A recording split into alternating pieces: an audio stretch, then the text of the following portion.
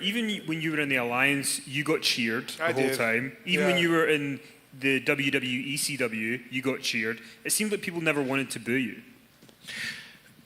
Yeah, true. And I don't remember another time in WWE where they wanted to make me heel. I wouldn't doubt it if the conversation happened, outside of my ears. But there was something that they really, really wanted to see an angry, pissed off RVD.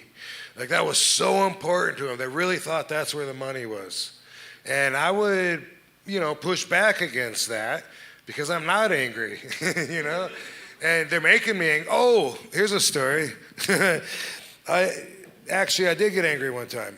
And that was during this time. But they would say, like, there's got to be some time where you just lose your cool and you're just like, rah! And I was like, dude, you have every other wrestler that does that. Literally every other wrestler. And they stick their tongue out. That's not me. I said, if I get mad, this is a shoot, straight to the heart. When I get mad, I'm so disappointed in myself because I lost my cool. I found a flaw that I have to fix. And so they would always get me, and I was wrestling Jericho one time, and no, I'm doing a run-in. Jericho's out there for some reason, and I'm going to do a run-in and drop him. And all day they're trying to get me pissed off. They're like, remember, grrr. And I got it. I got it. And they're really getting on my nerves, and they're just think of something that really, is there something, that you can think of that really makes you mad? Just think, they really didn't think I could go out there and pretend that I'm mad. And it was like, I was so sick of everybody coming up to me. It really, literally pissed me off. And then right before Jericho went out there, he's in the curtain, and I know they told him, we've talked about it afterwards, and they told him, try and get him mad. Right before he went out there, and I was already having some competitive abrasions working with Jericho due to politics. Right before he goes out there, before I'm gonna run out there, he goes, dude, just, get really mad. I go, I got it. He goes, just, like, act like I hit on your wife. Which I wish he would have taken my ex. That would have saved me several years of pain thinking back at it. But for him to say that at that moment I just felt like it was so unnecessary, and I got so pissed, which is not normal for me.